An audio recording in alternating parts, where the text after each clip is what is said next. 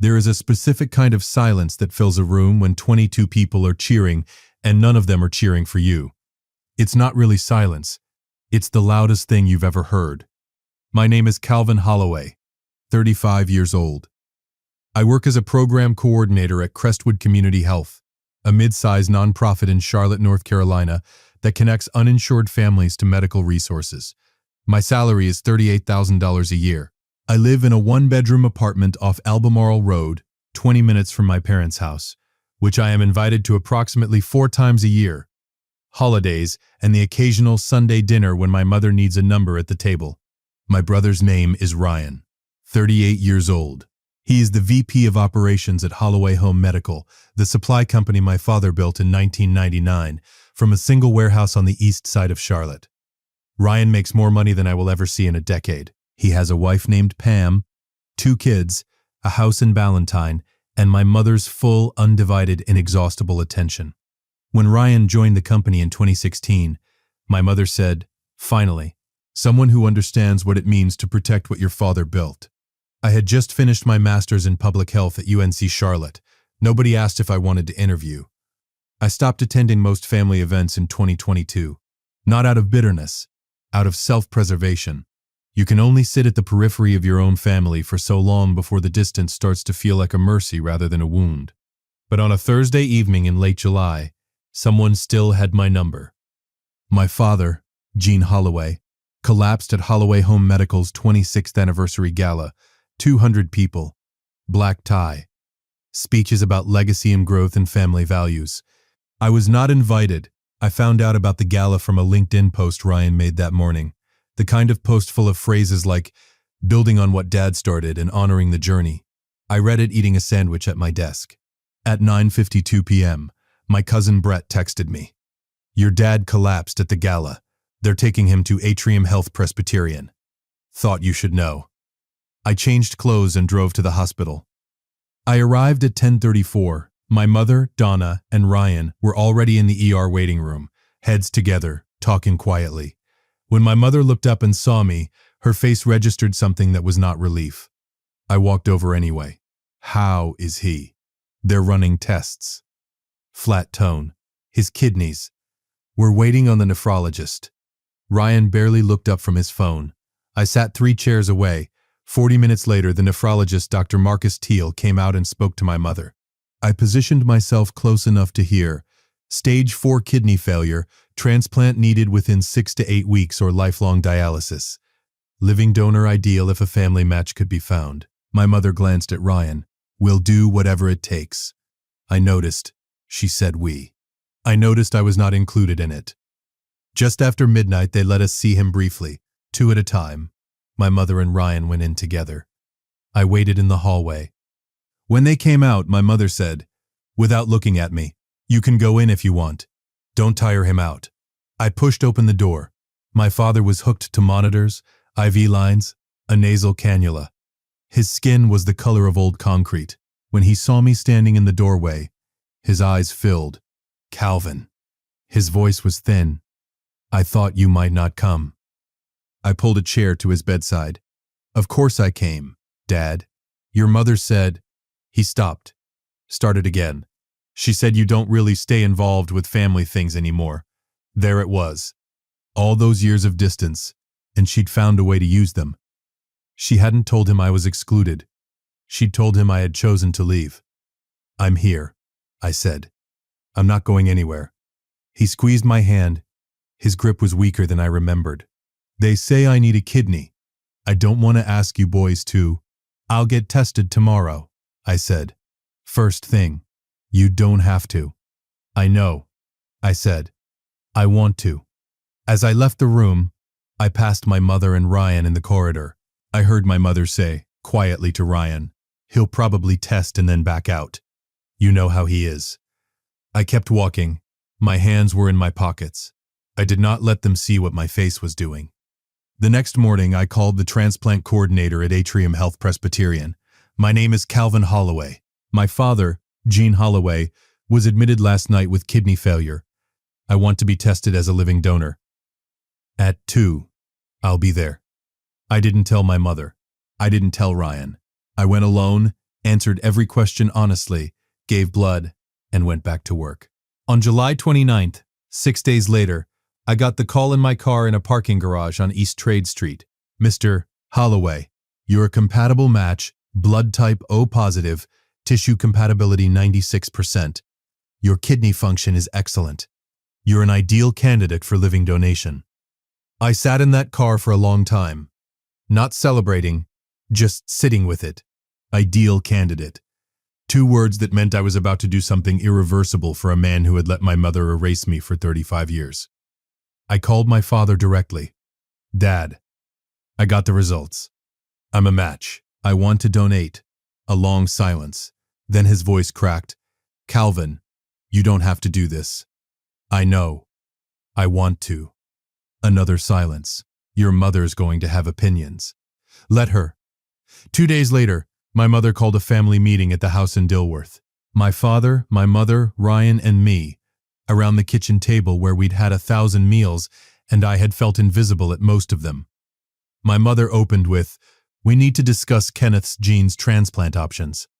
"I'm a compatible donor," I said. 96% match. I'm willing to donate. The room went very quiet. My mother stared at me. "You tested without telling anyone?" I wanted to be sure before I said anything. Ryan leaned back in his chair. I was going to get tested this week. He hadn't scheduled anything. I knew because I'd talked to the coordinator. No other family members had called. My mother turned to my father. "Gene, do you want Calvin to do this?" My father looked at the table, then at me. "If he's willing and he's the best match, I don't want to wait for a cadaver. The national list is 2 years minimum. We could find another donor, a family friend, a colleague, someone who isn't." "Someone who isn't what?" I asked. She looked at me. "Someone who hasn't always struggled with follow-through." I drove home without another word. But my father called me that night. "Calvin, if you're sure, then let's do it. I trust you." 3 days later, Ryan called me. "Hey, listen, since you're doing the donation, I want to contribute. I'm thinking a fundraiser, kidney disease awareness, company sponsors, local news coverage maybe, turn this into something positive." I felt something shift in my chest that I didn't like. Will the fundraiser mention that I'm donating? Of course, it's a family story. But the way he said family story already told me whose name was going to be at the center of it. A week later, I Googled Ryan Holloway fundraiser. I found the event listing within 30 seconds. Ryan Holloway Kidney Health Initiative, supporting the Holloway family. My name appeared nowhere. I didn't know it yet, but that fundraiser was the first move in something much bigger than a charity gala, and my father's napkin was coming. The surgery was on September 15th, Atrium Health Presbyterian, 7 a.m. I checked in alone. I had told my father the date. I had not told my mother or Ryan, not because I was being dramatic, but because I did not want to spend the last hour before they put me under watching my mother manage the optics of my sacrifice. My father was admitted the same morning for the recipient procedure. 2 operating rooms, 2 surgical teams, 1 kidney traveling through a brief cold journey from my body to his. The surgery took 4 hours on my end. I woke up in recovery at 1:47 p.m. with a 6-inch incision on my left side, a catheter, an IV, and the kind of pain that makes you understand immediately and permanently why people say organ donation is not a minor thing. My father came through on the other side. Kidney function restored to 68% within 48 hours. Dr. Teal called it a textbook outcome. Nobody from my family visited me in the hospital the first day. My father was in his own recovery room. My mother was with him. Ryan sent a text at 6:30 p.m. Heard it went well. Get some rest. My neighbor, a woman named Carol, brought me a change of clothes and drove me home on day 3. Carol is 61 years old and grows tomatoes on her balcony. She is a better family member than most of my actual family. Recovery took 9 weeks. I took unpaid leave from Crestwood. I spent those weeks in my apartment, moving slowly, sleeping badly, watching my bank account decrease in ways I could do the math on but couldn't stop. Medical bills, the portions insurance didn't cover, came to just over $10,000. Ryan's fundraiser raised $47,000. None of it came to me. It went to kidney disease research, and as Ryan put it in the press release, to support the Holloway family's journey. The Holloway family's journey, as if I had been a passenger. The recovery dinner was on November 23rd. My mother's idea. Celebrate Jean's recovery. Bring the extended family together. Give thanks. The house in Dilworth. The big dining room. The good china, the kind of evening that looks from the outside like a warm and functional family being exactly that. 22 relatives. Aunts, uncles, cousins. My father's 2 surviving siblings. Long table, candles, a catered spread from a restaurant on Providence Road my mother liked. I sat near the far end, between my cousin Brett and an aunt I hadn't spoken to in 3 years. My incision was 9 weeks old. Still tender in the cold. Still occasionally waking me up at night. Still mine in the way that something you can't take back is always yours. My father sat at the head of the table. He looked better than he had in years. Color in his face, steadier in his movements. A version of himself that the kidney failure had been slowly erasing. Seeing him like that was the thing I held on to. That part was real. That part was worth it. My mother stood up at 7:45 with a glass of wine, and the table went quiet. "I want to say something," she said, "about the person who made all of this possible."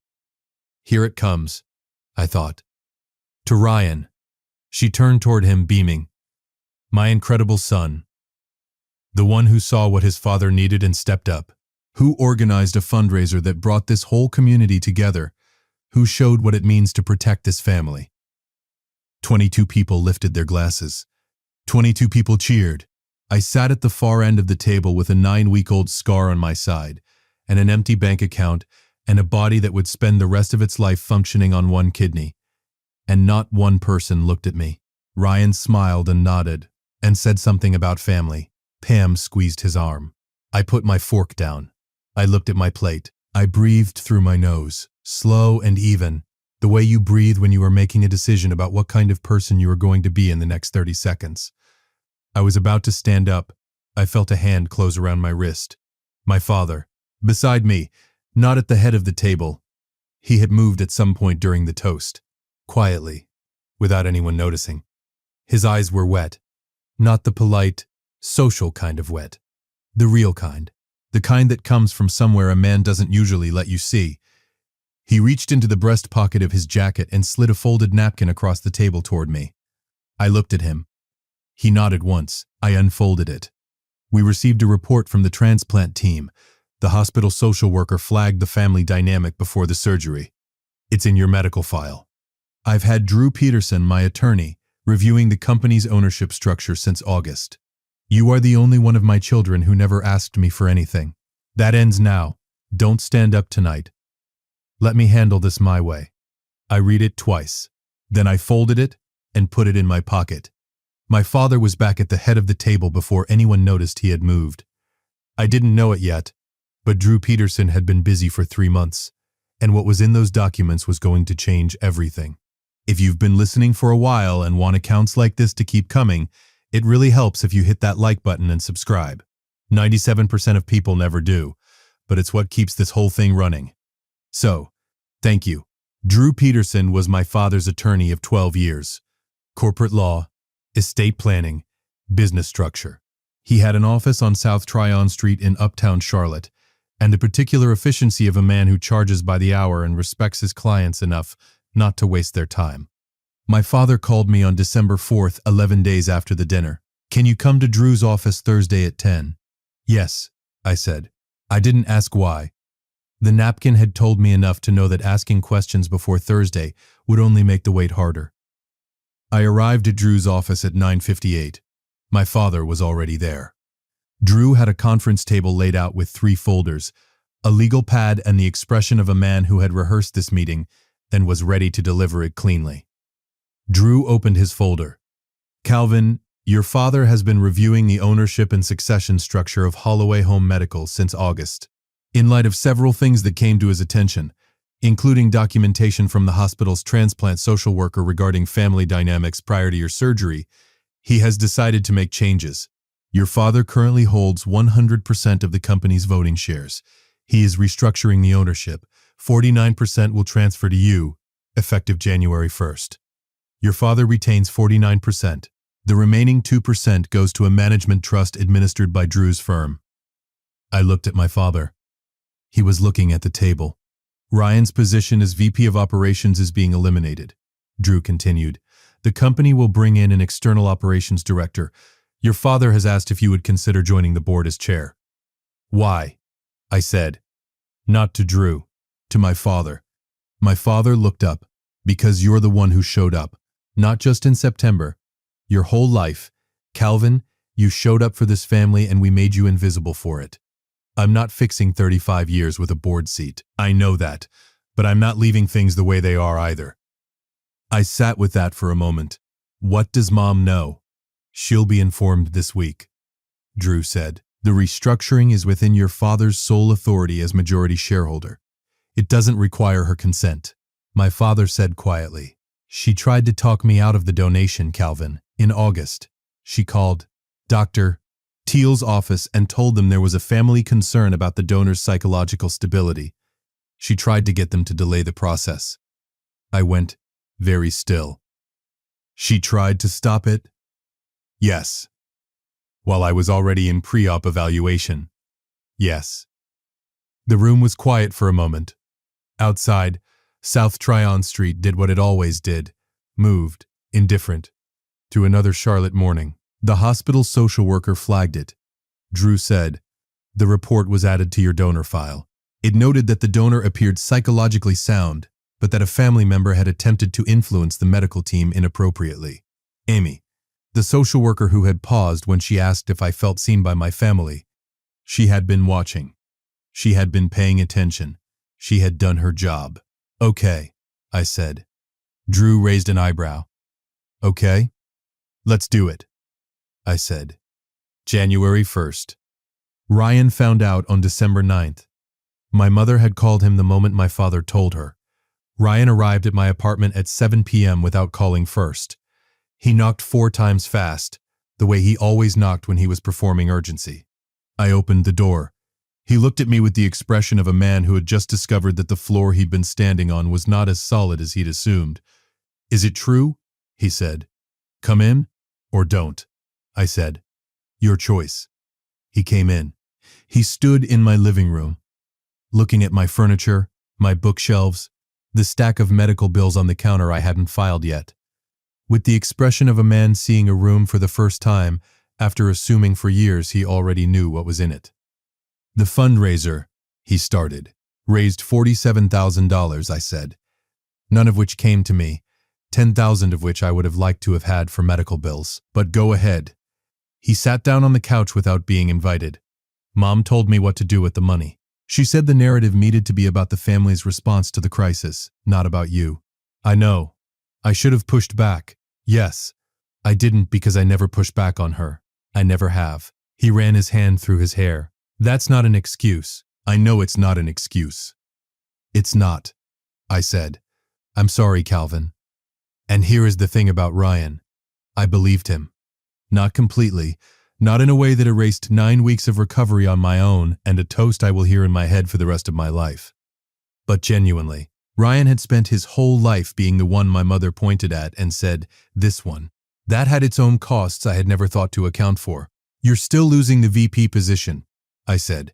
That's not mine to undo. I know. A pause. What are you going to do with the board seat? Build something, I said, starting with making sure the company takes care of people like me. He looked at me for a moment. Then he stood up. You were always the one who should have been there, he said. I knew that. I just didn't say it. No, I said. You didn't. He left. I closed the door. I leaned against it for a moment. Then I went back to what I was doing. On January 15th, the restructuring was finalized. Holloway Home Medical brought in Sandra Briggs as External Operations Director. 51, former director at McKesson's Southeast Division, 23 years in medical supply. The board approved her unanimously. My father retained his shares. I took my 49% and the board chair position with a salary of $92,000 a year. I kept my job at Crestwood Community Health. 20 hours a week. I wasn't giving that up. The first thing I proposed to the board was the Living Donor Support Fund. Holloway Home Medical would contribute $50,000 annually to help living donors cover medical costs not addressed by insurance. The board approved it in the same meeting. The first recipient was a man named Trevor, 29 years old. He had donated a kidney to his uncle and lost his job during the 8-week recovery because his employer wouldn't hold his position. I handed him a check for $6,000 in the conference room on South Tryon Street. He looked at the check, then at me. "You did this?" "Someone should have done it for me," I said. "Now we do it for others." My mother moved to Savannah, Georgia in February. My parents filed for legal separation the same month. The divorce would finalize in a year. Per North Carolina law, my father and I have coffee every Sunday morning at a diner on Central Avenue near the hospital where all of this started. Not long visits. An hour, maybe. Enough. One Sunday in March he said, "I should have said this 35 years ago. I'm proud of you." I looked at him over my coffee cup. "You should have said it 35 years ago." He nodded. "I know. I don't forgive you yet for all of it," I said. "But I'm trying to understand it. That's where I am. That's more than I deserve." "Probably," I said. "But you chose right in the end. That counts for something." Here is what I know now that I did not know before September 15th. I know that being overlooked in a family does not mean being unimportant. It means the people doing the overlooking have decided that their comfort is more valuable than your visibility. That is a choice they make about themselves, not a fact about you. I know that the body keeps score. 6 inches of scar tissue on my left side, pink and raised, aching in cold weather. I don't hide it. I used to wear shirts that covered it. Now I don't bother. It is the most honest thing about me. I know that some people, Amy the social worker, Carol my neighbor, Drew the attorney, Trevor the man I wrote the check to, show up with more loyalty than the people who share your last name. Family is the people who act like it, not the people who simply are it by default. And I know this.